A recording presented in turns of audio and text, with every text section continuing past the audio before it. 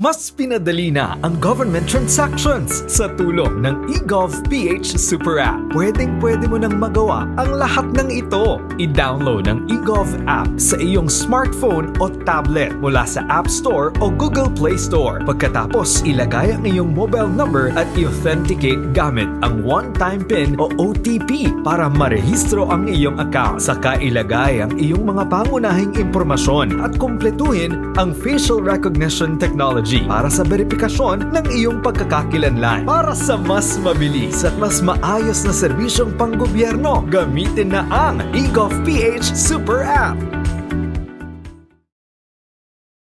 Ang Pilipinas ngayon! Narito na ang pinakamainit na mga balita na nakalap sa bawat sulok ng bansa. Ihahatid sa bawat Pilipino saan man kayo sa mundo. Ang Pilipinas ngayon. Pakinggan ang bawat kaganapan sa bawat lalawigan. Ito ang Pilipinas ngayon.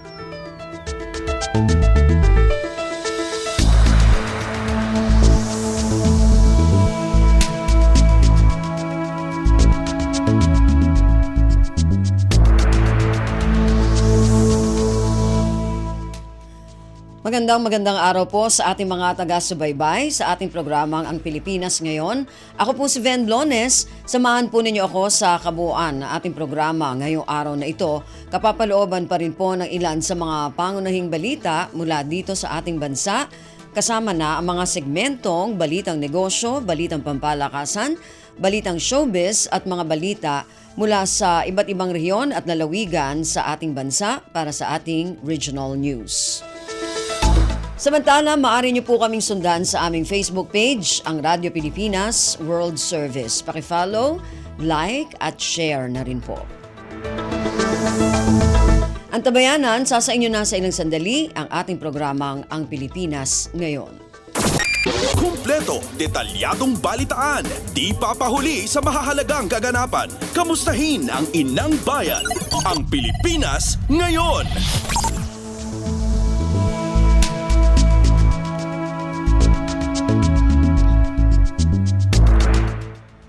Sa ating mga balita, Pangulong Ferdinand Romualdez Marcos Jr. ibinida ang produktibong mga bilateral meeting nito sa ilang ASEAN counterparts na bahagi ng sidelight activities nito sa 46th ASEAN Summit. Binigyang diin ni Pangulong Marcos na mahalaga ang mga dinaluhan niyang pagpupulong dahil makapagbubukas ito ng mga bagong oportunidad para sa Pilipinas. Ang detalye ng balitang ito mula kay Alvin Baltazar. Tinawag ni Pangulong Ferdinand Marcos Jr. na napaka-produktibo na mga dinaluhan itong bilateral meeting sa kanyang ilang ASEAN counterparts bilang sidelight activities sa dinaluhan itong 46 ASEAN Summit sa Malaysia. Ayon kay Pangulong Marcos, itinuturing niyang napakahalaga ng mga dinaluhan niyang bilateral meeting na niya magbubukas ng iba't ibang oportunidad sa bansa na pakikinabangan ng mamamayan. Kabilang dito ayon sa Pangulong, ginawa nitong pakikipagpulong sa Crown Prince ng Kuwait. At dito ay nagpasalamat, sabi ng Pangulo, ang Crown Prince sa naging kontribusyon ng mga OFW sa kaunlaran ng kanilang bansa. Ganon din naman sa mga lider ng Thailand at Cambodia na magbubukas ng oportunidad para mapasok ng mga produktong Pilipino ang kanilang market. Pakinggan natin si Pangulong Ferdinand Marcos Jr. Of course, there were all the bilaterals, which, as you know, are usually very productive. And we had a few of them. I just came out of one with the Crown Prince of Kuwait. So again, those bilateral contacts are very, very important, and we have, of course, continue to encourage that. Mula sa Palasyo ng Malacanang para sa Bagong Pilipinas, Alvin Baltazar, Radyo Pilipinas, Radyo Publiko. Pasada ng mga balita mula sa Pilipinas para sa mga Pilipino saan man sa mundo. Ang Pilipinas ngayon. Walang anumang pagdududa si Pangulong Ferdinand Romualdez Marcos Jr. na kayang magpatuloy ang murang bigas para sa maraming mga Pilipino. Sa kapihan with the media, sinabi ng Pangulo sa mga pumupuna na isa lamang itong pampapogi na sila na lamang ang magmatiyag kung may masusustine o kung masusustine o maipagpapatuloy ang 20 piso na kada kilong bigas. Hinamon din ng Pangulo ang kanyang mga kritiko na tignan kung paano aabot hanggang 2028 ang 20 piso na kada kilo ng bigas. Ayon pa sa Pangulo, nakahanap na ng paraan kung paano ito isasagawa sa layuning mapanatili ang nabanggit na programa at pakinabangan ng mga Pilipino. Sinabi rin ng Pangulo na mayroon ng nailatag na sistema ukol dito upang gawin hanggang 2028 ang programang Murang Bigas ng pamahalaan. Ang Pilipinas ngayon, kasama si Ben Blones. Pagprotekta sa mga mahalaga at stratehikong lugar sa bansa, pinahusay sa Salaknib Exercise 2025. Ayon sa Sandatahang Lakas, naging matagumpay ang ginawang complex air assault at airport seizure operation ng mga tropa ng Pilipinas at Amerika na bahagi ng naturang pagsasanay. Ang detalye ng balitang ito mula kay J. Mark Dagala. Pinagmalaki ng Armed Forces of the Philippines na naging matagumpay ang ginawang complex air assault and airport seizure operations sa mga tropa ng Pilipinas at Amerika. Ito sa nagpapatuloy na Salaknib Exercise 2025 na isinasagawa sa Kalayan sa lalawigan ng Cagayan. Ayon kay AFP Public Affairs Office Chief Colonel Sarces Trinidad, ituturing nila itong pinakamahalagang bahagi ng Maritime Key-Terrain Security Operations. Nakadesenyo niya ito para pag-usayin ang ng dalawang puwersa ang kanilang kakayahan at depensahan ang mga mahalaga, gayon din ang mga estratehikong lugar sa bansa. Tampok sa naturang pagsasanay ang ilang assets gaya ng V-22 Osprey, Chinook CH-47 Rotary Wing Aircraft at UH-60 Black Hawk Helicopters. Magbigay suporta ito sa air-ground maneuver at coordinated seizure ng isang airstrip. Mula sa Kampo Aguinaldo para sa Bagong Pilipinas, J. Mark Tagala, Radyo Pilipinas, Radyo Publiko. Kumpleto, detalyadong balitaan, di papahuli sa mahahalagang kaganapan. Kamustahin ang inang bayan, ang Pilipinas ngayon. Bagong bayaning mangingisda sa WPS, malaking tulong sa pagpapaunlad sa mga bagay na may kinalaman sa karagatan ng bansa. Ayon kay Bureau of Fisheries and Aquatic Resources o BFAR spokesperson Nazario Briguera, mahalaga ang naturang programa dahil isinusulong nito ang karapatan at jurisdiksyon ng Pilipinas sa West Philippine Sea. Ang detalye ng balitang ito mula kay Raquel Bayan.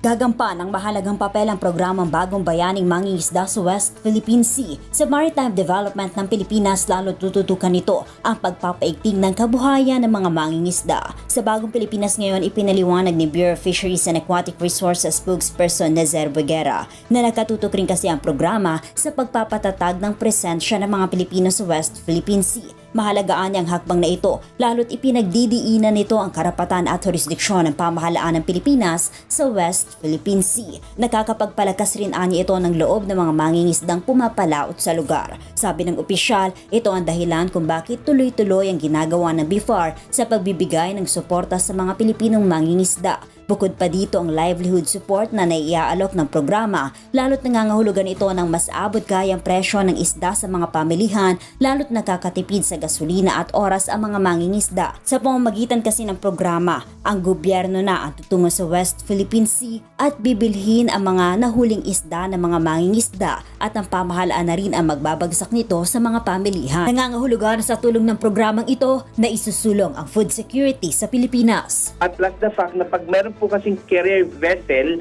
na hahango ng mga huli ng mga mangisda, hindi na po nila iisipin pa yung pagbabalik ulit sa pangpang para maihatid lamang yung huli nila, no? Kasi limitado lang naman yung kapasidad ng kanilang mga fishing vessels. So kapag may hula ni sila, kailangan ibalik sa pangpang. So nababawasan yung kanilang fishing days. Pero kung meron po tayong carrier vessel na sagot ng pamahalaan, so bibili na ang kanilang mga huli, hahanguin na mismo doon sa area kung saan sila ng isda, hindi nila iisipin yung gasolina pang gagamitin para bumulik ulit sa pampang. Mula sa Malacanang para sa Bagong Pilipinas, Raquel Bayan, Radyo Pilipinas, Radyo Publiko. Pasada ng mga balita mula sa Pilipinas para sa mga Pilipino saan man sa mundo. Ang Pilipinas ngayon.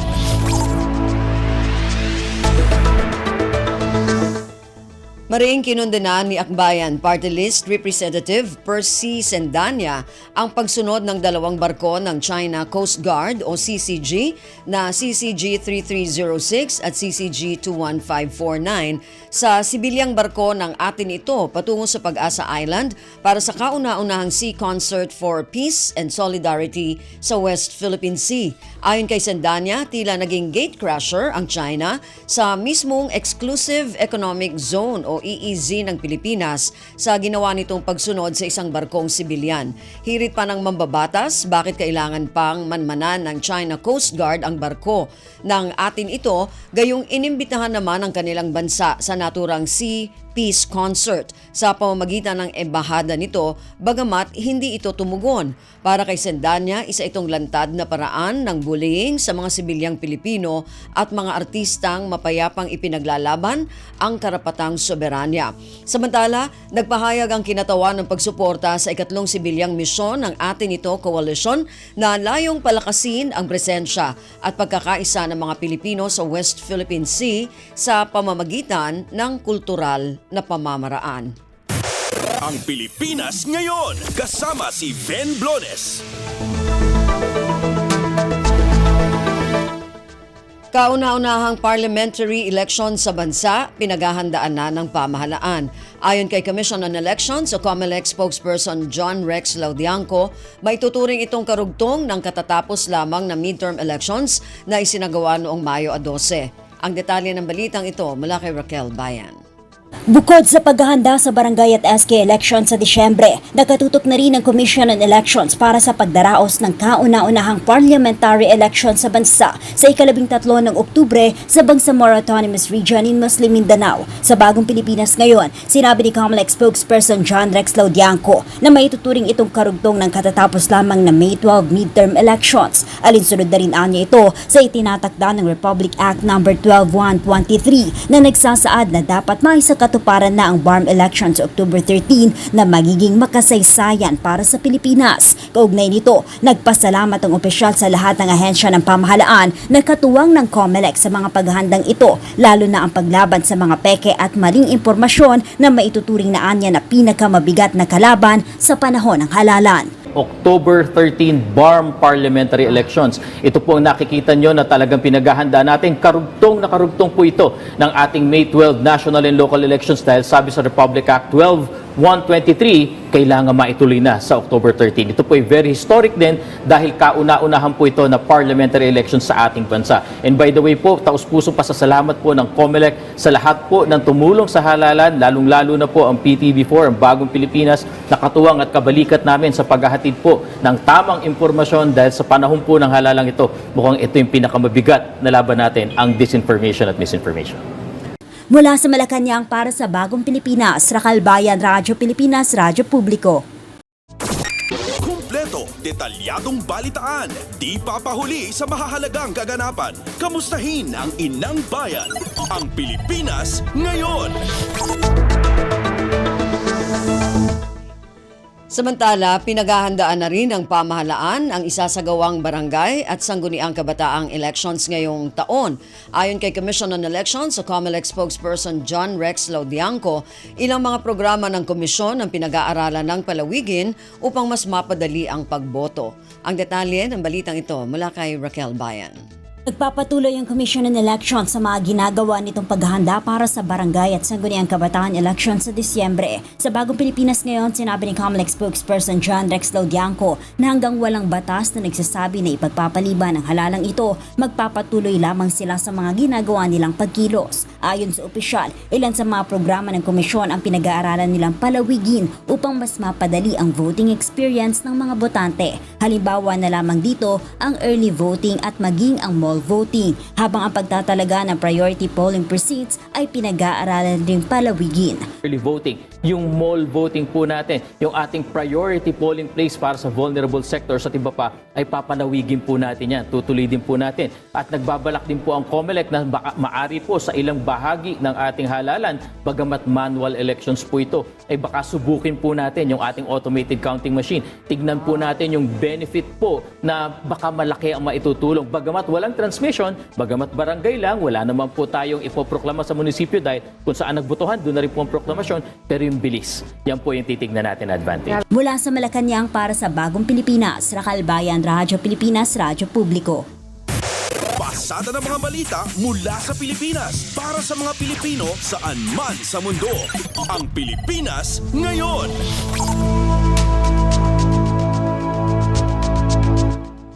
Kinumpirma ng Philippine National Police o PNP ang muling pagkakaaresto kay dating Negros Oriental 3rd District Representative Arnulfo Teves Jr. sa bahay nito sa Dili, Timor-Leste. Ito ay makaraang ilabas ng anak ni Teves na si Axel sa kanyang social media account ang video ng pag-aresto ng mga operatiba ng imigrasyon sa Timor-Leste sa kanyang ama. Nabatid na umalis ng bansa si Teves matapos madiin sa kaso ng pagpatay kay dating Negros Oriental Governor Roel Degamo noong 2023. Una nang sinabi ni PNP spokesperson Police Brigadier General Jean Fajardo na nakahanda ang hanay ng pulisya sa sandaling pauwiin na ng bansa si Teves para panagutin sa mga kasong kinakaharap nito. Ang Criminal Investigation and Detection Group o CIDG ANYA ang naatasang manguna sa pagsisilbi ng mandamiento de aresto sa dating mambabatas. Ang Pilipinas ngayon, kasama si Ven Blones. Samantala sa kaugnay na ulat, patuloy ang paghihintay ng pamahalaan sa pinal na aksyon ng Timor-Leste kaugnay sa pagbabalik ng dating mambabatas na si Arnulfo Arnie Teves Jr. Si Teves ay naharap sa mga kasong pagpatay kabilang ang pamamaslang kay Negros Oriental Governor Roel Degamo. Ayon sa inilabas na pahayag, matagal nang handa ang Pilipinas sa extradition ni Teves matapos itong unang aprubahan, ngunit biglang binawi ng nasabing bansa. Bagamat ikinatuwa ng pamahalaan ang mga bagong pahayag ng Timor-Leste na nagsasabing hindi dapat manatili si Teves sa kanilang teritoryo, hinihintay pa rin ng Pilipinas ang formal na dokumento ukol dito. Ang dokumento ang maaaring magsabi kung deportasyon bilang undocumented foreigner o extradition ang isasagawa alinsunod sa nakabinbing kahilingan. Tiniyak ng pamahalaan na handa atong tumanggap ng kustodiya kay Teves sa lalong madaling panahon at determinadong itaguyod ang hustisya sa ilalim ng batas at internasyonal na kooperasyon. Kumpleto, detalyadong balitaan, di papahuli sa mahahalagang kaganapan. Kamustahin ang inang bayan, ang Pilipinas ngayon.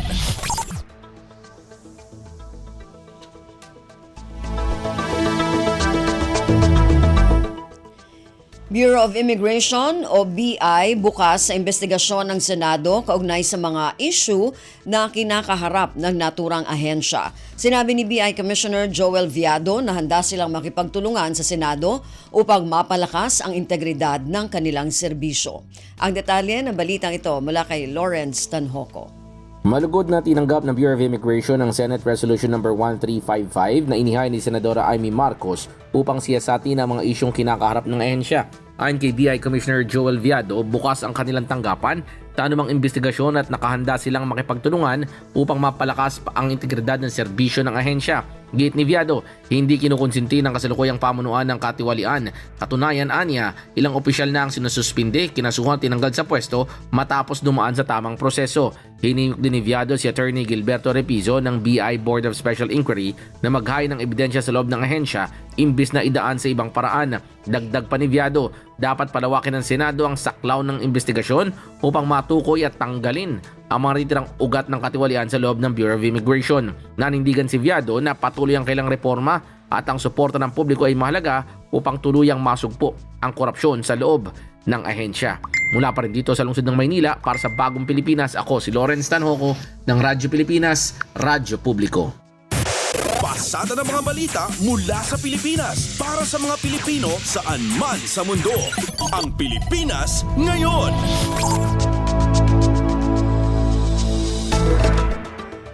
Pursigido ang Philippine Health Insurance Corporation o PhilHealth na palakasin ang primary care at preventive services alinsunod sa hangarin ni Pangulong Ferdinand Romualdez Marcos Jr. na mapabuti ang kalusugan ng bawat Pilipino at maiwasan ang paglala ng sakit. Sa pagbisita ni PhilHealth PCEO Dr. Edwin Mercado sa National Kidney Transplant Institute o NKTI, ipinunto nito ang kahalagahan ng early detection at regular na konsultasyon para maiwasan ang malalang karamdaman na mas magastos at mahirap gamutin. Bahagi ng mga hakbang na ito ang pagpapalawak ng benepisyo sa ilalim ng konsultasyong sulit at tama o konsulta package, kung saan libre ang basic check-up, laboratory tests at gamot para sa piling sakit. Sa ngayon, mayroon ng higit 3,000 accredited consulta providers ang PhilHealth at 5,000 accredited doctors na maaring lapitan ng mga Pilipino. Aabot na rin sa higit 20 milyon ang mga nakarehistro na sa PhilHealth Consulta Package, kung saan 7 hanggang 9 na milyon na ang nakapagpa-check up. Ayon kay PhilHealth President at CEO Dr. Edwin Mercado, target nitong umabot sa higit 50 milyong Pilipino ang makapagparehistro sa consulta package at 20 milyon ang makinabang ng serbisyo nito. Ang Pilipinas ngayon, kasama si Ben Blones.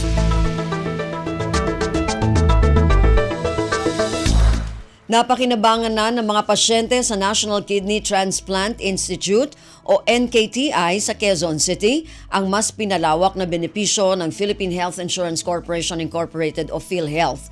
Sa tulong ng PhilHealth, nasa 156 na sesyon na kada taon ng dialysis ang nalilibre sa mga benepisyaryo. Maging ang pasyenteng si Marie Chris na naghihintay ng transplant ay umaasa ring makapasok sa Z-Benefit Package ng PhilHealth para malibre na ang operasyon niya. Ayon sa PhilHealth, hanggang 2 milyong piso na ang maaring sagutin nito para sa transplant ng mga pasyente mula sa dating 600,000 piso. Sa pulong balitaan sa NKTI, tiniyak ni PhilHealth Acting PCEO Dr. Edwin Mercado na sinisikap maipaabot sa mas maraming Pilipino ang mga alok na benepisyo ng PhilHealth. Pinag-aaralan na rin ng PhilHealth ang mga dagdag na benepisyo sa mga pasyente, kabilang ang primary care at posibleng pagsagot sa gamot matapos ang transplant. Sa datos ng NKTI, umaabot sa higit 3,800 ang pasyente nito na may sakit sa bato at 350 ang kidney transplant kada taon. Kumpleto, detalyadong balitaan, di papahuli sa mahahalagang kaganapan. Kamustahin ang inang bayan, ang Pilipinas ngayon. Mga manggagawa na sumasahod ng minimum pinag-aaralang maisama sa pilot test ng 20 peso rice program. Sa isang pagpupulong, nagpasalamat si Labor Secretary Bienvenido Laguesma kay Agriculture Secretary Francisco Tiu Laurel Jr. sa pagsuporta sa kanyang mungkahi na isama ang mga arawang manggagawa para magkaroon ng subsidiya sa nasabing programa. Ang detalye ng balitang ito mula kay Ray Ferrer. Nagkasundo ang Department of Agriculture at Department of Labor and Employment na isama ang mga manggagawang kumikita ng minimum sa pilot run ng 20 pesos rice program. Nakipagkita si Labor Secretary Bienvenido Laguesma kay Secretary Francisco Tiu Laurel Jr. at pinaabot ang pasasalamat sa pagsuporta sa kanyang mungkahi na isama ang mga arawang manggagawa sa subsidized rice program. Muling pinagtibay ng kalihim ang pangako ng DA sa kautusan ni Pangulong Ferdinand R. Marcos Jr. na ang malakas na kolaborasyon ng mga ahensya ay mahalaga upang mapanatili at mapalawak ang epekto ng mahalagang programang panlipunan. Inaasahan ng DA na magsisimula ang 20 pesos rice program sa mga kwalipikado manggagawa ng mga kumpanya sa susunod na buwan. Ang programa ay pangarap ni Pangulong Marcos na mapakinabangan ng mas maraming pamilyang Pilipino sa pagtatapos ng kanyang termino sa Hunyo 2028. Para sa Bagong Pilipinas, Ray Ferrer, Radyo Pilipinas, Radyo Publiko. Pasada ng mga balita mula sa Pilipinas para sa mga Pilipino saan man sa mundo. Ang Pilipinas ngayon.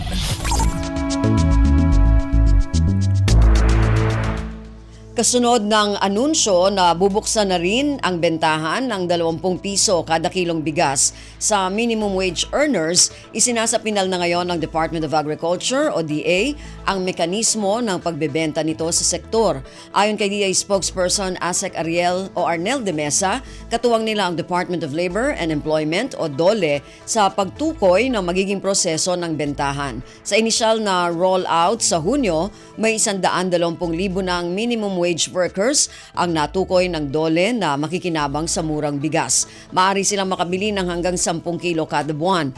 Kabilang sa mga natukoy na minimum wage workers ay mula sa mga nagtatrabaho sa factories. Tiniyak ng DA na mananatili pa rin sa 20 piso ang benta sa minimum wage worker at hindi maaaring patungan ang presyo ng mga kumpanya.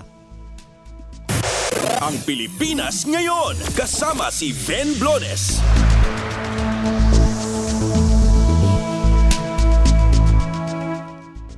League of Municipalities of the Philippines o LMP at National Irrigation Administration o NIA lumagda sa kasunduan para sa contract farming. Layo ng hakbang na palakasin ang seguridad sa pagkain at palawigin ang paraan ng paglapit ng mga magsasaka sa merkado.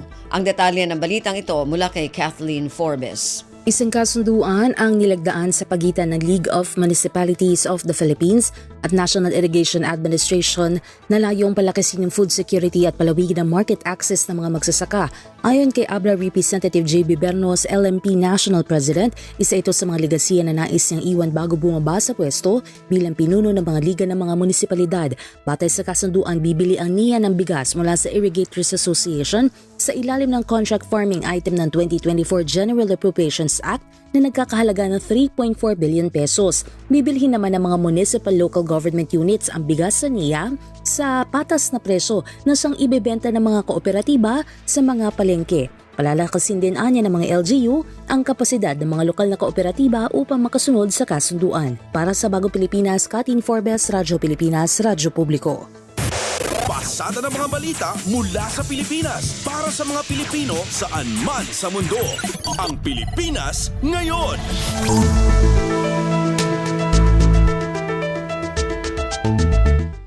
Narinig po ninyo ang ilan sa mga mahalagang balita mula dito sa ating bansa. Samantala, antabayan na naman po ang mga balita mula sa iba't ibang rehiyon at lalawigan dito sa Pilipinas para sa ating regional news pagkatapos po ng ilang mga paalala. Paliwanag mo sa tao na hindi totoo yan. Dahil ang totoo, yung totoo ang dapat ninyong malaman. Nagkalat sa internet ang fake news o mali at fake news. Tinatapon niyo yung tao. What they are doing is creating panic. We say no. Yung pagkalat ng fake news. And some of it's dangerous. Sana iwasan po natin pag-spread ng fake news. At di magpapakalat ng disinformation at misinformation ang kasulukuyang administrasyon. Stop telling us fake news because you're wrong. Para sa totoo at mapagkakatiwalaang mga balita at impormasyon, Radyo Pilipinas. Piniresinta ni Pangulong Ferdinand R. Marcos Jr. ang 2 bagong batas na kanyang nilagdaan. At una na rito ang pagiging ganap na kagawaran ng NEDA na tatawagin na bilang Department of Economy, Planning and Development o DepDev. Sa ilalim ng DepDev, mas madali na rin matutukoy kung aling proyekto ang dapat palawakin, alin ang kailangan ayusin at alin naman ang dapat nang itigil para mas maging kapaki-pakinabang para sa mga Pilipino. Kaya naman, may iwasan na natin ang nasasayang na pondo, panahon at pagkakataon sa paglilingkod. Para mas palakasin pa ang paghahanda laban sa mga sakuna ay inilahad naman ng Pangulo ang PHIVOLCS Modernization Act. Sa ilalim ng PhilVox Modernization Act, mas mapapabilis ang paghahatid ng sapat at napapanahong impormasyon na makakatulong sa ating pagharap sa kalamidad. Sa ilalim ng PhilVox Modernization Act, tataasan natin ang taunang pondo ng ahensya sa loob ng 5 taon upang makabili sila ng mas modernong kagamitan at makakapagpagawa ng mas makabagong pasilidad. Para sa iba pang mga balita at impormasyon, manatiling nakatuto. Tapat sa pag-uulat. Radyo Pilipinas, Radyo Publiko, 738.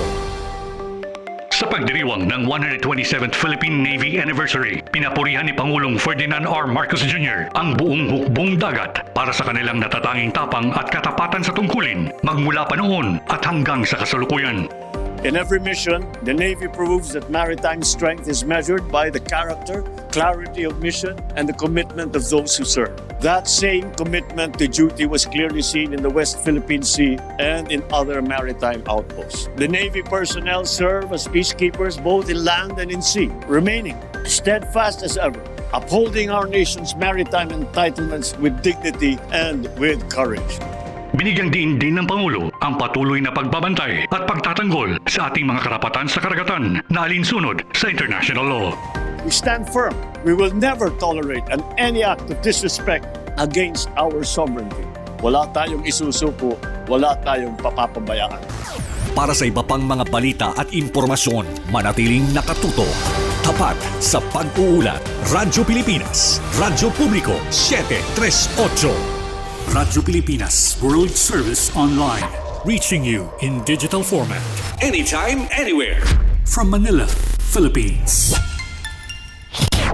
Balita mula sa lalawigan sa bawat rehiyon ng ating bayan. Dito sa Ang Pilipinas Ngayon.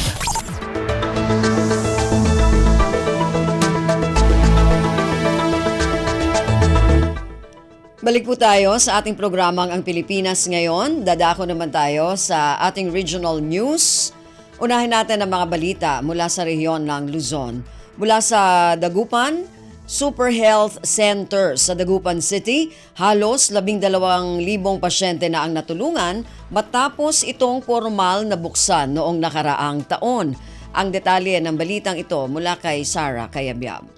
Inpakabat na sa lokal na gobyerno'y Dagupan City ya inmabot laid 11,800 ya pasyente so atulungan na balay manlapunan abukasan sa Super Health Center yan syudad. Karaklan at sarayan pasyente at residente na Eastern Barangay at syudad kabyangan na Bulusan, Tebeng, Salisay, Tambak.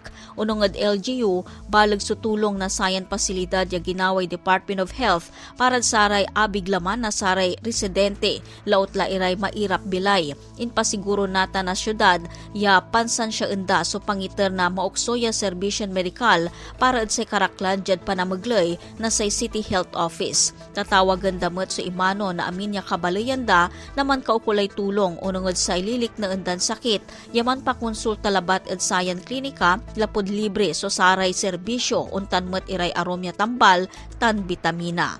Manlalapod Radyo Pilipinas Dagupan, siya si Sarah Cayabyab para Radyo Pilipinas World Service. Balita mula sa lalawigan sa bawat rehiyon ng ating bayan. Dito sa Ang Pilipinas Ngayon.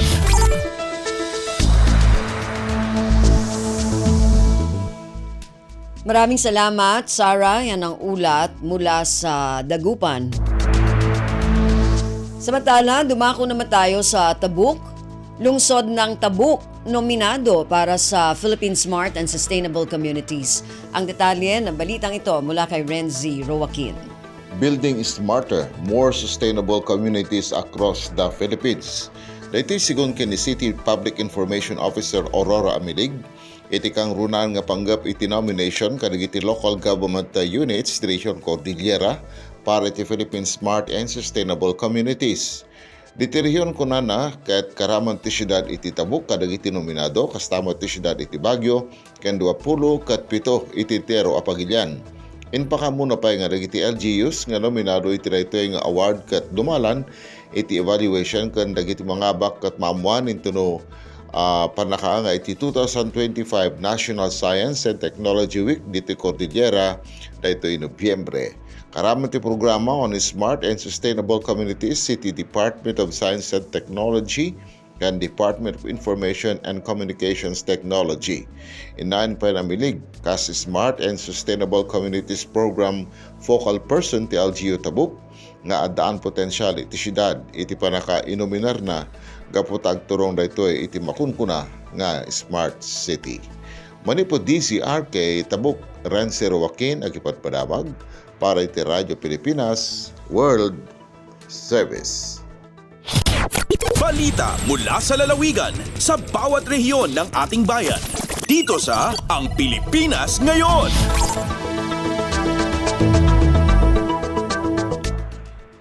Maraming salamat, Renzi. Yan ang ulat mula sa Tabuk. Samantala, dumako naman tayo sa Lucena, Tagkawayan, Quezon, na piling lugar para sa electric vehicle charging station ng Department of Energy. Ang detalye ng balitang ito mula kay Carmi Isles.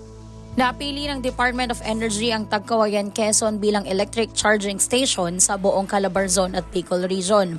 Ang pagkapili sa Tagkawayan ay bunga ng pag-aaral ng DOE na suriyan ang kakayahan ng lokal na infrastruktura at supply ng kuryente na kinakailangan upang matiyak ang maayos at epektibong operasyon ng charging station. Pinili ng DOE ang Tagkawayan dahil sa estratehikong lokasyon nito bilang gateway ng Bicol Region at Calabarzon. Ang hakbang na ito ng DOE bahagi ng mas malawak na programa ng ahensya na naglalayong palawakin ang network ng mga charging stations sa mga pangunahing ruta sa Pilipinas. Isinusulong din ng DOE ang paggamit ng electric vehicles bilang bahagi ng pambansang advokasya para sa malinis at sustainableng transportasyon. Mula sa RP Lucena, ito si Carmi Isles para sa Radyo Pilipinas World Service. Balita mula sa lalawigan sa bawat rehiyon ng ating bayan. Dito sa Ang Pilipinas Ngayon. Maraming salamat, Carmi. Yan ang ulat mula sa Lucena. Samantala, mula naman sa Palawan, mga serbisyong pangkalusugan ng Ospital ng Palawan at Department of Health Mimaropa mas inilalapit sa mamamayan. Ang detalye ng balitang ito mula kay Miriam Basig. Isara ruma aktibidad ang matagumpay nga natabo parti sa kayadan ang kalawasan nga magkakabangkyang nga insulong ang Ospital ng Palawan Provincial Health Office ig DOH Mimaropa Center for Health Development. Tampok sa aktibidad ang Move More, Eat Right Sayaw Galaw Zumba Dance Contest nga ing pasagapan ng mga grupo alin sa ibang barangay sa syudad.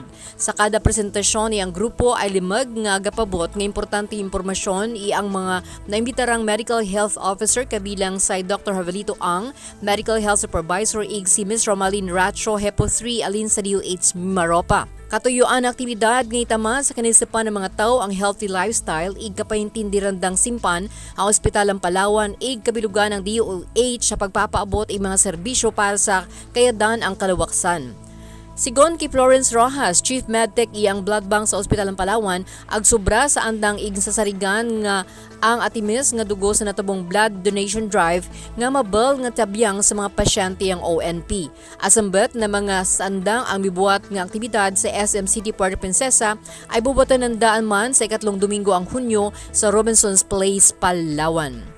Agalin digi sa Puerto Princesa, Palawan, Jassy Miriam Basig para sa Radyo Pilipinas World Service.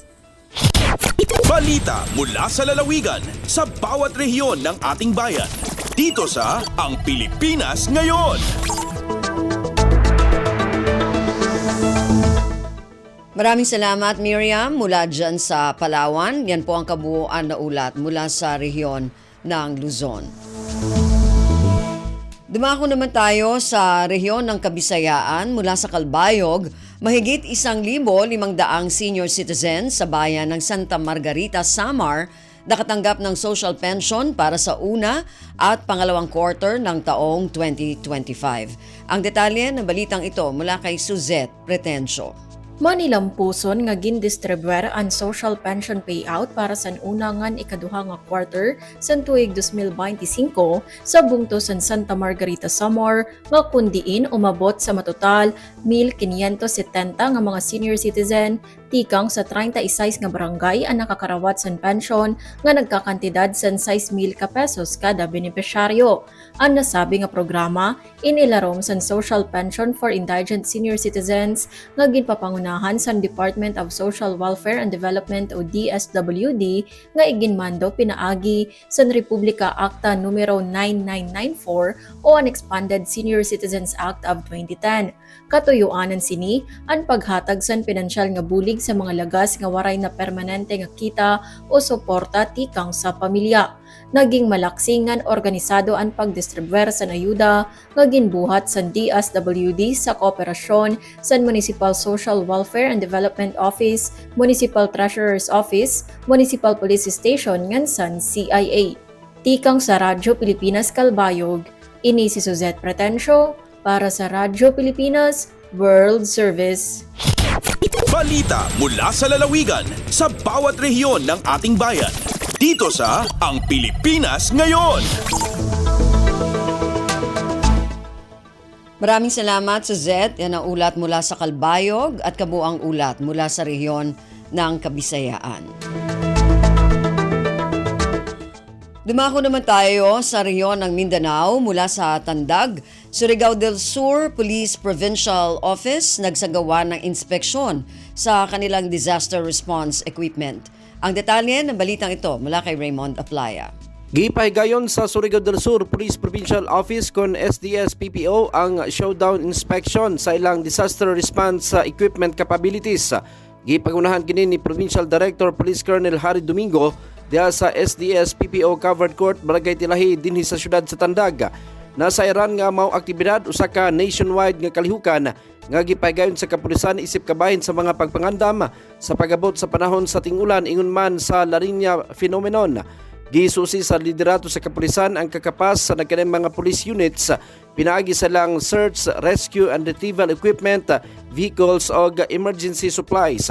Amang inisyatiba nagpakita lang sa hugot nga suporta sa kapulisan alang sa public safety and disaster resilience.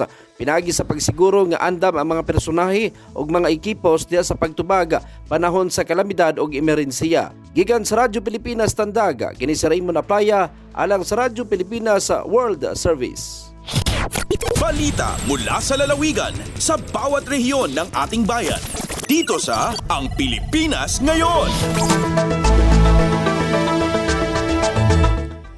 Maraming salamat, Raymond. Yan ang ulat mula sa Tandag. Dumako naman tayo sa Holo. Ministry of Labor and Employment, Sulu Field Office nananatiling bukas sa mga estudyante na nais makapasok sa Special Program for Employment of Students ngayong taon. Ang detalye ng balitang ito mula kay Fatma Gino.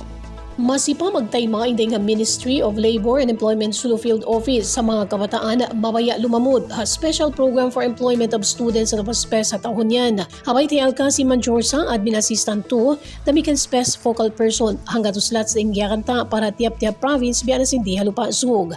Tibag na ipagtayma nila sin application sinadlaw istinyaon pitsa kawantag unum sinabulan May tumayma sila yan sampay rakumaan paadlaw Hamis pitsa kawantag Siyam sinabulan yan ha mga kabataan amin hangpo taglima sampay pakatluan na in pangumulan. Uka binupisi na mole sulo ding hamay naat pamahapon amin kawakan na Travis Street Polar Building hamang kamataan amin na mabaya lumamo dala sabot program. Dahon sadya in mga kalagyan nila biya na sin school card para mga high school students, certificate of registration para college, PSA birth certificate, barangay certificate, 2x2 ID picture. Iban sin form amin makawa doon da mole sulo. Pag sila makatukbal si mga kakatas-katasan at tumakad pa sila lumsimpi lang kapito. Hasa mabi para pa ini parisyon, inagkatas nila supay ma-confirm ima sila nagkatay mga applicants. Dahil nga RP Holo, Fatma Diligino para Radyo Pilipinas World Service. Balita mula sa lalawigan sa bawat rehiyon ng ating bayan. Dito sa Ang Pilipinas Ngayon. Maraming salamat, Fatma. Yan ang ulat mula sa Holo at kabuang ulat mula sa rehiyon ng Mindanao. Yan po ang ating regional news para sa araw na ito, kalipunan ng mga balita mula sa iba't ibang rehiyon at lalawigan dito sa Pilipinas. Samantala, antabayan na naman po ang ating mga segmentong balitang negosyo, balitang pampalakasan at balitang showbiz sa pagbabalik ng ating programang Ang Pilipinas Ngayon. This is a public service announcement. Discipline is the key. Umiwas sa aksidente sa daan. Ang pagmamaneho ay may kaakibat na responsibilidad, hindi basta mapaandar lang ang sasakyan. Kilatisin ang sarili, ang kahandaan sa manibela, siguruhing inyong konsentrasyon ay hindi magagambala. Importante rin na ating laging isipin, init ng ulo ay huwag pairalin, bagkus kaligtasan ng lahat ang siyang dapat unahin.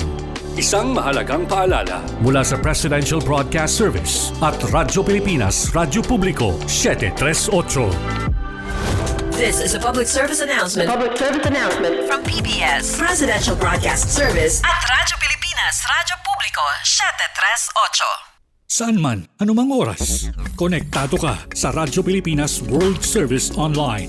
Online digital na serbisyo para sa Pinoy sa bagong Pilipinas. Radyo Pilipinas World Service Online. Lagay ng ekonomiya, kalakalan, negosyo at iba pa. Atin ang alamin dito sa Ang Pilipinas Ngayon.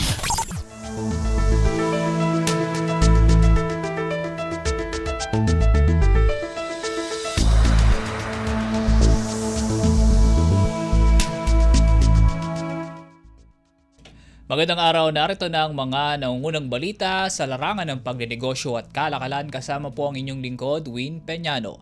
Sinimulan na ng Pilipinas at Hong Kong ang inisyal na pagtalakay para sa isang kasunduang naglalayong maiwasan ang doble-dobleng pagbubuwis. Ayon sa Bureau of Internal Revenue o BIR, Mayo 21 hanggang 23 nang makapulong ni BIR Commissioner Romeo Lumagi Jr. kasama ang iba pang miyembro ng Philippine Negotiating Panel, si Hong Kong Inland Revenue Department Commissioner Benjamin Chan Ziechai para sa talakayan hinggil sa Comprehensive Avoidance of Double Taxation Agreement o DTA.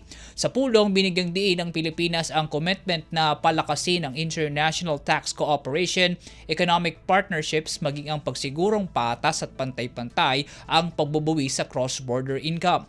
Ayon sa kawanihan, ilan sa mga mahahalagang probisyon na isinusulong ng tratado ang mga mekanismo upang maiwasan ang double taxation, tax relief measures at frameworks para sa mutual cooperation ng dalawang panig. Sa kabila ng progreso para sa pagselyo ng DTA, sinabi ni Lumagi na marami pang dapat na planchahing issue sa negosasyon upang masigurong patas at balanse ang kasunduan.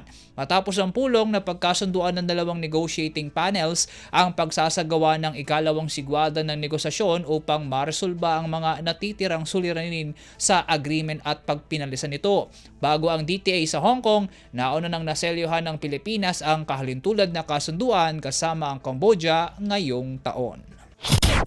Lagay ng ekonomiya, kalakalan, negosyo at iba pa. Atin ang alamin dito sa Ang Pilipinas Ngayon.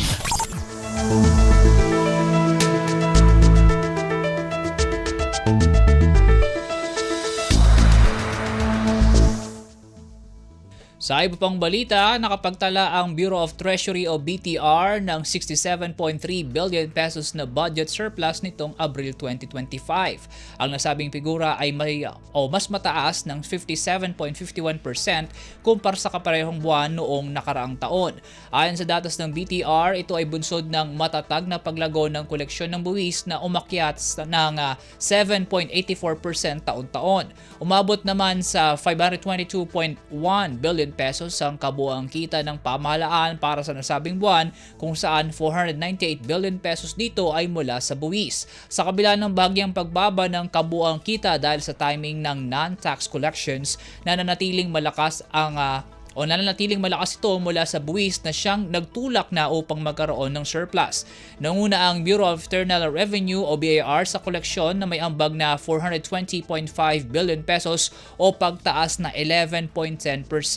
Samantala, bumaba naman ng 7.48% ang koleksyon ng Bureau of Customs o BOC dahilan para sumampa lamang sa 74.7 billion pesos ang nalikom nito. Paliwanag ng BTR, ito ay dulot ng mas kaunting working days noong Abril at ang bumababang importasyon. Gayunpaman, mas mataas pa rin ang kabuuang koleksyon ng BOC para sa unang 4 na buwan ng taon kaysa sa nakaraang taon. Sa kabila nito, bumaba rin sa humigit 8% ang kabuuang paggasta ng pamahalaan o aabot sa 454.8 billion pesos buwat sa mas mababang bayad sa interes at subsidy. Dahil sa magandang revenue performance, kumpiyansa ang kasalukuyang administrasyon na kaya nitong makamit ang target na koleksyon ngayong taon. Lagay ng ekonomiya, kalakalan, negosyo at iba pa. Atin ang alamin dito sa Ang Pilipinas Ngayon.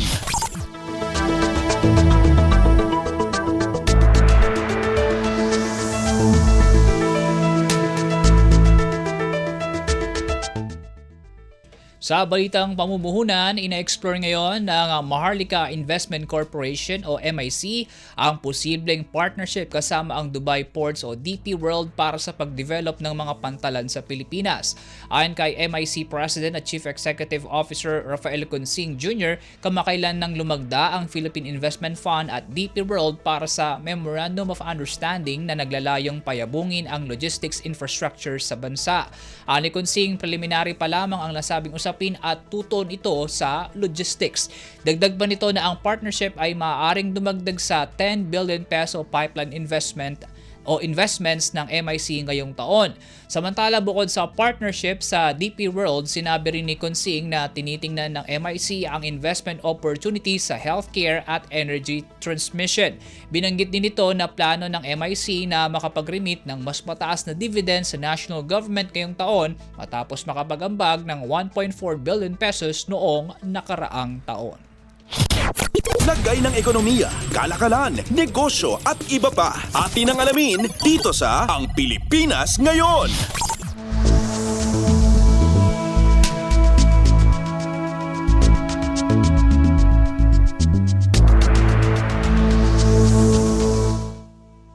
At para naman sa ating foreign exchange rates ngayong araw, Mayo 28, as of 1 p.m., ang palitan ng piso sa United States dollars ay nasa 55 pesos and 3970 centavos, 3840 centavos sa Japanese yen, 0403 centavos sa South Korean won, 7 pesos and 0678 centavos sa Hong Kong dollar, 42 pesos and 9934 centavos sa Singaporean dollar, 7 pesos and 6989 centavos sa Chinese yuan, 35 pesos and 6978 centavos sa Australian dollar, 146 pesos and 9923 centavos sa Bahrain dinar, 14 pesos and 7694 centavos sa Saudi Arabian rial, 15 pesos and 0834 centavos sa UAE dirham, 62 pesos and 7870 sa palitan sa euro, 74 pesos and 8635 centavos sa United Kingdom pound at 40 pesos and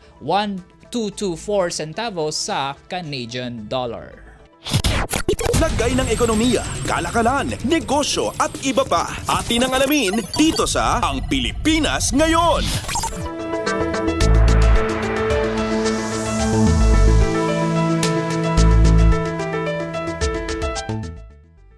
At yan po mga balitang aming nakalap sa larangan ng pagnenegosyo at kalakalan. Antabayan ng kalipunan ng mga mainit na sports balita na ihatid ni Jerome Toledo maya-maya makalipas ang ilang paalala. Pinirisinta ni Pangulong Ferdinand R. Marcos Jr. ang dalawang bagong batas na kanyang nilagdaan. At una na rito ang pagiging ganap na kagawaran ng NEDA na tatawagin na bilang Department of Economy, Planning and Development o DepDev.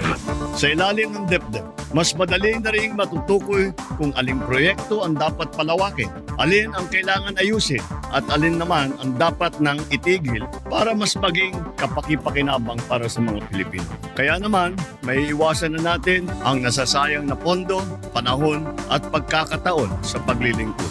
Para mas palakasin pa ang paghahanda laban sa mga sakuna, ay inilahad naman ng Pangulo ang PHIVOLCS Modernization Act. Sa ilalim ng PhilVolcks Modernization Act, mas mapapabilis ang paghahatid ng sapat at napapanahong impormasyon na makakatulong sa ating pagharap sa kalamidad. Sa ilalim ng PhilVolcks Modernization Act, tataasan natin ang taunang pondo ng ahensya sa loob ng 5 taon upang makabili sila ng mas modernong kagamitan at makakapagpagawa ng mas makabagong pasilidad. Para sa iba pang mga balita at impormasyon, manatiling nakatuto. Tapat sa pag-uulat. Radyo Pilipinas, Radyo Publiko 738. Radyo Pilipinas, World Service Online. Reaching you in digital format. Anytime, anywhere. From Manila, Philippines. Updates at pinakahuling mga usapin sa mundo ng palakasan. Atin ang pakinggan dito sa Ang Pilipinas Ngayon.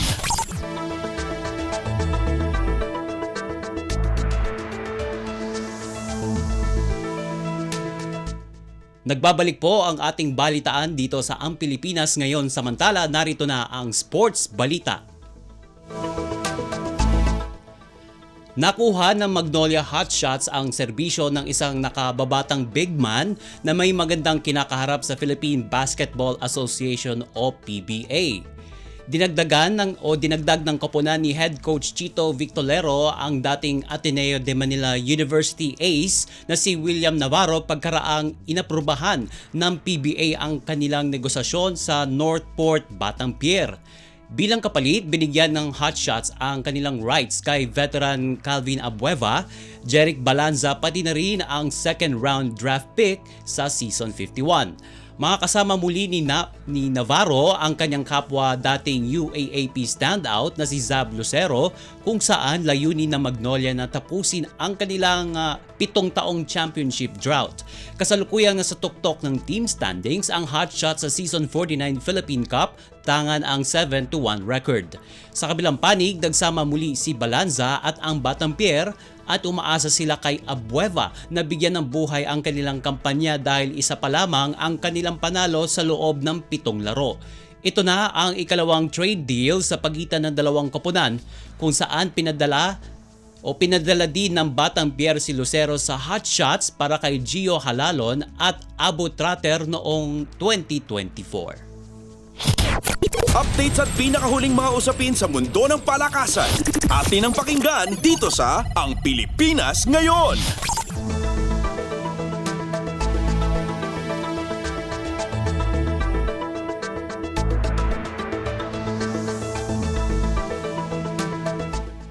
Madaling dinispatcha ng San Sebastian College Recoletos ang Emilio Aguinaldo College 25-16, 25-21 at 25-19 para tapusin ang elimination round sa NCAA Season 100 Men's Volleyball Tournament sa larong ginanap sa Phil Oil Center sa San Juan nitong Martes.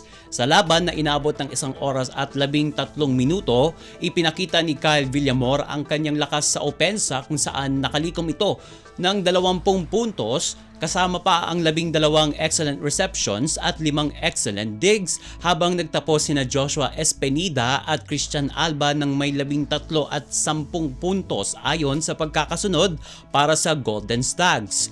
Umasa naman ang Generals kay Frelwin Takulog na nakagawa ng 14 na puntos habang nagtapos ng may 10 puntos si Joshua Olivo sa kanilang huling laban sa torneo. Tinapos ng San Sebastian ang season ng may 5 panalo at 12 talo habang ang EAC na isa sa mga umabot ng finals nitong nakaraang season ay tinapos din ang torneo ng may kaparehong record. Updates at pinakahuling mga usapin sa mundo ng palakasan. Atin ang pakinggan dito sa Ang Pilipinas Ngayon.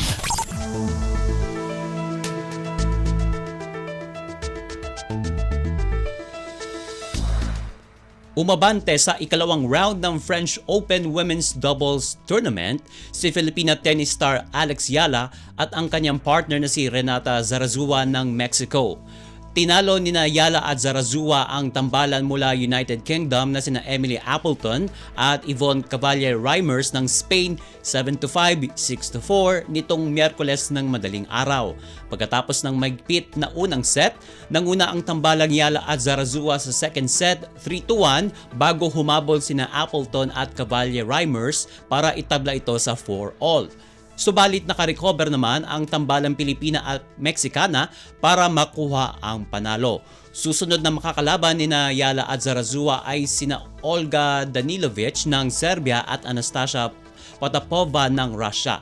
Ang 20 anyos na si Yala ay rank 73 sa singles sa World Tennis Association or WTA habang ang 27 anyos na si Zarazua ay world number 74. Kamakailan lamang ay kinapos si Yala kay Emiliana Arango ng Colombia sa first round ng Women's Singles Tournament. Updates at pinakahuling mga usapin sa mundo ng palakasan.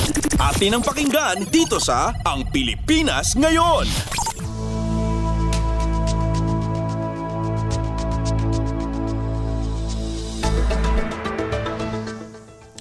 Pangungunahan ni Belia Belen ng National University ang 60 individual na sumali sa 2025 Premier Volleyball League Rookie Draft. Inilabas ang inisyal na listahan nitong Lunes pagkatapos ang lottery at bago magsimula ang combine na nakatakda sa Mayo 30 hanggang 31 na gaganapin sa Paco Arena. Malaki ang pag-asa ng Capital One na makuha si Belen kung siya ay magpapatuloy at hindi umatras sa draft. Ang susunod na mamimili ay ang Galleries, kasunod ang Farm Fresh at NX-LED bilang pang-apat. Kasama ni Belen ang kanyang teammates sa NU na sina Sheena Turing at Erin Pangilinan. Madaming galing ng UAAP ang kasali sa draft, kabilang na sina May Anukye at Ayesha Huegos ng Adamson University, Alexis Minor at Layan de Guzman ng Ateneo, Alea Malaluan, Baby Jean Soreno, Juliana Tolentino at Jessa Ordiales ng De La Salle University, Jean Asis, Chenny Tagaod at Jan Monares ng FEU, Pia Abu at Rene Penafiel ng UST, Riza Nogales ng UE at Nika Celis ng UP.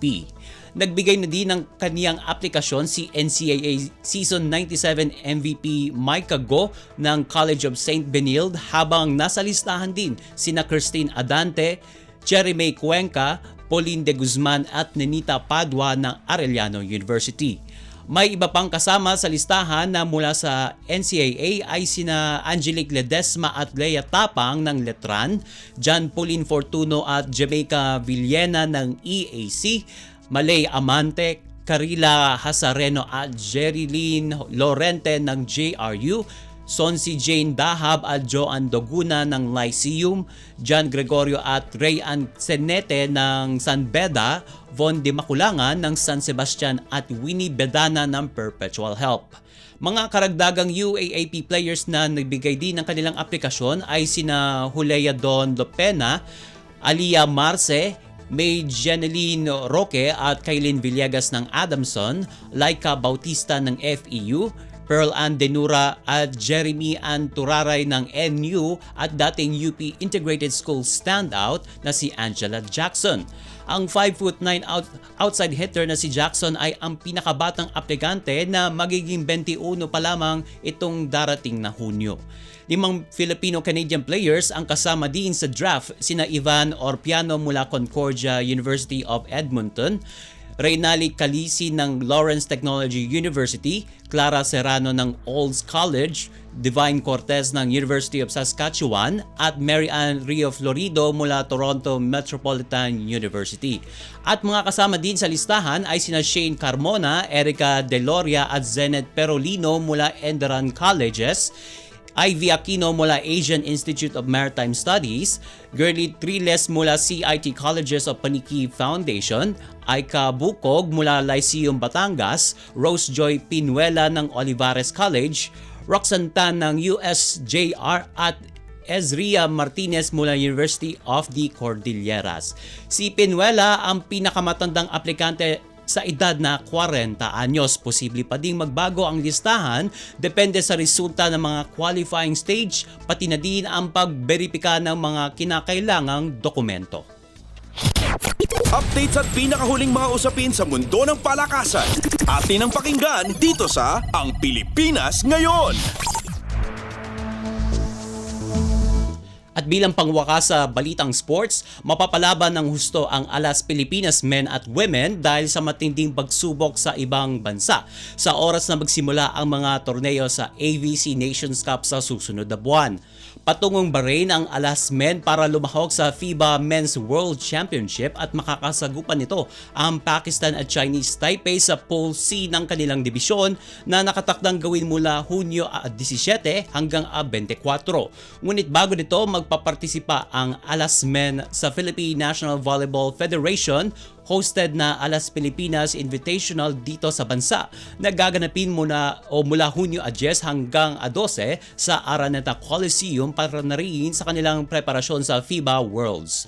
Samantala, sa pangunguna ni Setter Gia de Guzman, ang Alas Women ay makikipagsagupaan sa Pool B ng Nations Cup Tilt kalaban ang Kazakhstan, Iran, Indonesia, Mongolia at New Zealand na nakatakda namang ganapin mula Hunyo 7 hanggang 14 sa Hanoi, Vietnam. Bukod sa kanila, ang mas nakababatang girls team ng Alas ay sasali din sa ABC Women's Under-16 Championship mula Hulyo 20 hanggang 27 na gaganapin naman sa Amman, Jordan. Sila ay napabilang sa Pool B kasama ang Japan, Iran at Saudi Arabia. Updates at pinakahuling mga usapin sa mundo ng palakasan. Atin ang pakinggan dito sa Ang Pilipinas Ngayon.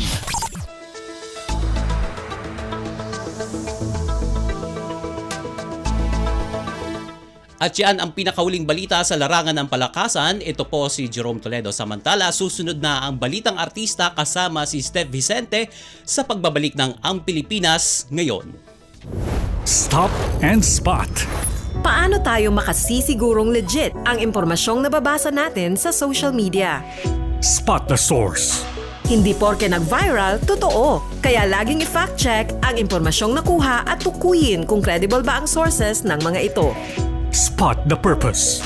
Hindi lahat ng nakapost ay may mabuting hangarin. Ang iba ay may intensyong makapanira lamang. Kung sa inyong palagay ay hindi nakatutulong para sa mas nakararami ang impormasyon, huwag na itong i-share para hindi na magdulot pa ng gulo o pagkalito. Spot the ownership. Legit o edit? I-double check kung totoong nanggaling sa mga legit news providers ang impormasyon dahil baka edited lamang ito ng kung sino para magpakalat ng fake news. I-check muna ang kanilang mga official social media platforms para makasiguro. Spot the time. Updated ka nga ba? O baka outdated na yung balitang na-share mo? Siguraduhin na tingnan mabuti rin ang month, day at year ng impormasyong inyong binabasa upang hindi maging sharer ng mga lumang balita. Let's be part of the solution. We can be warriors against disinformation and misinformation. Maging mapanuri sa lahat ng oras. A message from Presidential Communications Office, Department of Education, Commission on Higher Education, DILG, DSWD, Presidential Broadcast Service at Radyo Pilipinas. Sa pagdiriwang ng 127th Philippine Navy Anniversary, pinapurihan ni Pangulong Ferdinand R. Marcos Jr. ang buong hukbong dagat para sa kanilang natatanging tapang at katapatan sa tungkulin magmula pa noon at hanggang sa kasalukuyan. In every mission, the Navy proves that maritime strength is measured by the character, clarity of mission, and the commitment of those who serve. That same commitment to duty was clearly seen in the West Philippine Sea and in other maritime outposts. The Navy personnel serve as peacekeepers both in land and in sea, remaining steadfast as ever, upholding our nation's maritime entitlements with dignity and with courage. Binigyang diin din ng Pangulo ang patuloy na pagbabantay at pagtatanggol sa ating mga karapatan sa karagatan na alinsunod sa international law. We stand firm. We will never tolerate any act of disrespect against our sovereignty. Wala tayong isusuko, wala tayong papapabayaan. Para sa iba pang mga balita at impormasyon, manatiling nakatuto. Tapat sa pag-uulat. Radyo Pilipinas, Radyo Publiko, 738. Radyo Pilipinas World Service Online, reaching you in digital format, anytime, anywhere, from Manila, Philippines. Ang latest, ang hottest sa showbiz and entertainment. Heto na sa Ang Pilipinas Ngayon. Magandang araw! Nagbabalik na po ang ating programang Ang Pilipinas Ngayon at narito na po ang paboritong segmento ng mga chismoso at chismosa, ang segmentong Balitang Artista. Narito muli ang inyong chika Dora Steph Vicente upang hatid ang mga pinakamainit na showbiz balita para sa araw na ito. Hindi ko na patatagalin pa ang ating introduction at simulan na natin ang ratsyada ng mga chika. Ang latest, ang hottest sa showbiz and entertainment. Heto na sa Ang Pilipinas Ngayon. Kahit nakatanggap na ng mga parangal at pagkilala dito sa Pilipinas at iba't iba pang mga bansa, nai-starstruck pa rin si Dolly De Leon sa ilang celebrities. Kung atin pong matatandaan, mas nakilala at sumikat si Dolly nang napalalunan ang kanyang first international breakout role sa 2023 Hollywood movie na Triangle of Sadness. Naiuwi niya ang Best Supporting Actress sa 48th Los Angeles Film Critics Awards para sa nasabing pelikula. Bukod dito, gumawa ulit ng kasaysayan si Dolly bilang Pinay actress para sa kanyang first international series na 9 Perfect Strangers na pinagbibidahan naman ni Nicole Kidman. Ngunit sa kabila ng international acting career ng Golden Globe at British Academy Film Awards nominated actress, may mga pagkakataon na napapanganga at natutulala pa rin itong si Dolly kapag nakakaharap siya ng big stars. Quote and unquote, "Yes, I still do. I still get starstruck. And I approach them looking starstruck, but then ang bilis makarecover kasi sobrang bait nila eh. Sobrang down to earth nila na after a while, nagiging okay na ako, nawawala na yung kaba ko." Yan ang pahayag ni Dolly sa isang interview. Patuloy pa ng veteranang aktres, quote and unquote, "Sobra akong na-excite, as in grabe. Yung honor na makakatrabaho ko si Nicole Kidman at saka yung ibang mga actor o ibang mga actors, sobra akong excited." Paglalarawan naman ni Dolly sa naturang American drama series, quote and unquote, "I think that people will come out feeling a sense of hope, that there is hope for them. I think that every person at one point or another in their lives has felt lost and not knowing who they are and not knowing what to do. Hopefully with this one, they come out with renewed hope." Yun yung takeaway nila. Yan ang saad pa niya. Ang latest, ang hottest sa showbiz and entertainment. Heto na sa Ang Pilipinas Ngayon. Samantala, hanggang ngayon ay sariwang-sariwa pa rin sa isip ng kapamilya actress na si Alora Sasam ang nangyari sa kanyang pasyente noong isa pa lamang siyang student nurse. Binalikan ng komedyana ang ilang kaganapan sa kanyang buhay bilang nurse sa isang government hospital kung saan nakaranas agad siya na mamatayan ng pasyente. Sa panayam sa kanya ng podcaster na si Kring Kim, inamin ni Alora kung gaano siya ka-affected noong mamatay ang isa sa mga pasyente niya na napalapit na rin daw sa kanya. Third-year student nurse daw siya that time at siya nga ang na-assign sa pasyenteng na biktima ng mistaken identity. Binugbog daw ito at na-comatose dahil sa tindi ng tinamong bugbog sa katawan. Quote and unquote, "Na-assign ako sa public hospital na mini ICU kapag hindi nila kaya ang ICU talaga kasi mga indigent, dun sila sa parang ginawa lang na room sa may emergency area. Yung family, hindi nila kaya yung mechanical ventilation, so ambu bag talaga siya." Yan ang pag-alala ni Alora. Isang kapwa student nurse raw ang tumulong sa kanya para i-operate ang ambu bag na kanilang pinapump para sa kritikal na pasyente sa loob ng 8 oras. Kasunod ito, inutusan na raw sila ng doktor na, quote and unquote, sabi, "Stop ambu bag na." Sabi ko po, kasi ikakat na, bumigay na yung patient. Sabi ni Alora, alam niyang kritikal ang pasyente pero hindi niya ine-expect na ganun kabilis ang mga pangyayari.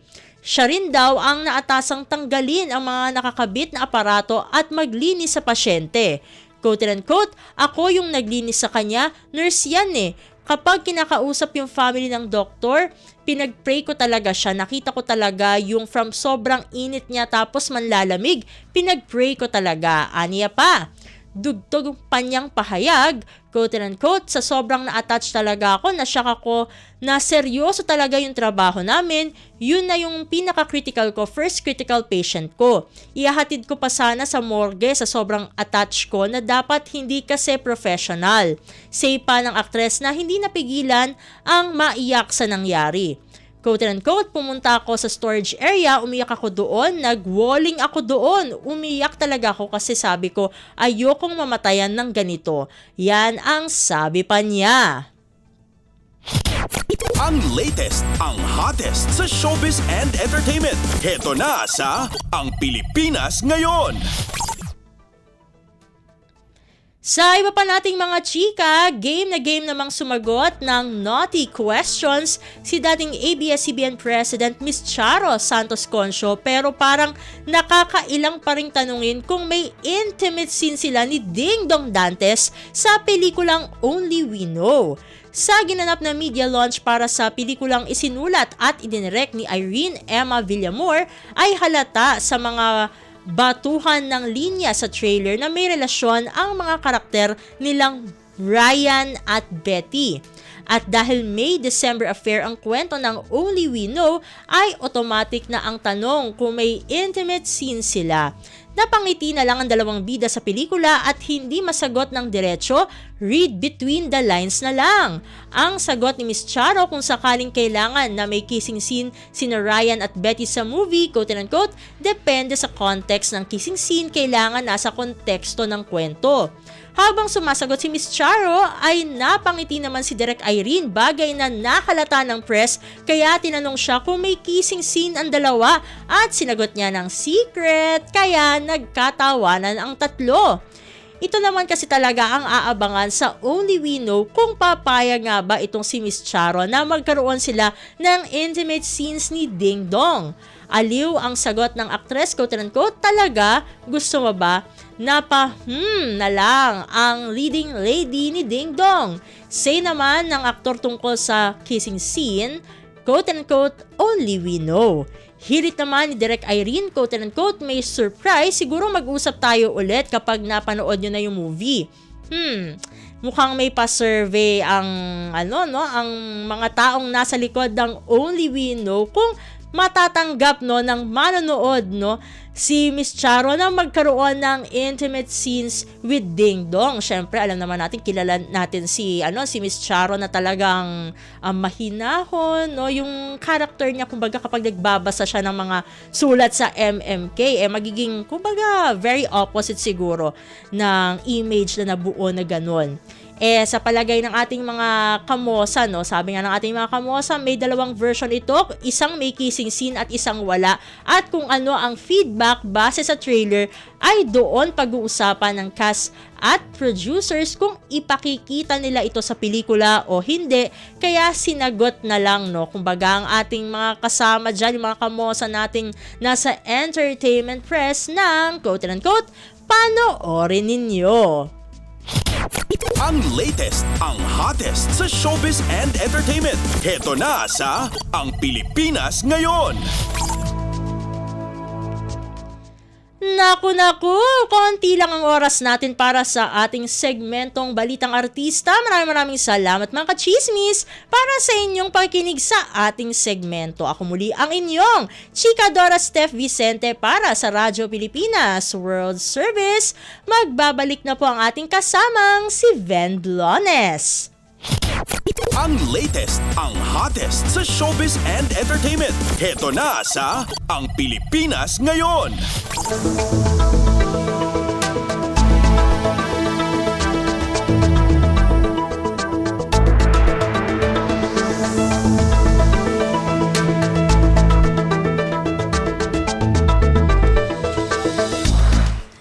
Narinig po ninyo ang ating mga segmentong Balitang Negosyo, Balitang Pampalakasan at Balitang Showbiz. At yan po ang kabuuan na ating programang Ang Pilipinas Ngayon. Magpapasalamat muna tayo sa mga nakasama natin sa ating programa ngayong araw na ito. Sa ating mga executive producer, kina Steph Vicente at Jerome Toledo. Sa mga nakasama natin sa technical side, kina Susan Aizon, Milo Jonella, Hiro Lucero at Anthony Pimentel. Maraming salamat din sa mga nakasama natin sa ating mga segmento ngayong araw na ito. Para sa ating Balitang Negosyo kay Erwin Peñano, sa ating Balitang Pampalakasan kay Jerome Toledo, at sa ating Balitang Showbiz kay Steph Vicente. Gayon din sa mga kasamahan natin na nag-ulat naman mula sa iba't ibang rehiyon at lalawigan dito sa ating bansa para sa ating regional news at sa ating station manager na si Mr. Ray Sampang. Hanggang sa susunod na edisyon ng ating programang Ang Pilipinas Ngayon, ako pong muli si Ven Blones. Maraming salamat po at mabuhay po tayong mga Pilipino. At yan ang Pilipinas Ngayon. Muling samahan si Ven Blones sa parehong oras at alamin ang pinakahuling mga kaganapan at balita saan man kayo naroon. Ang Pilipinas Ngayon.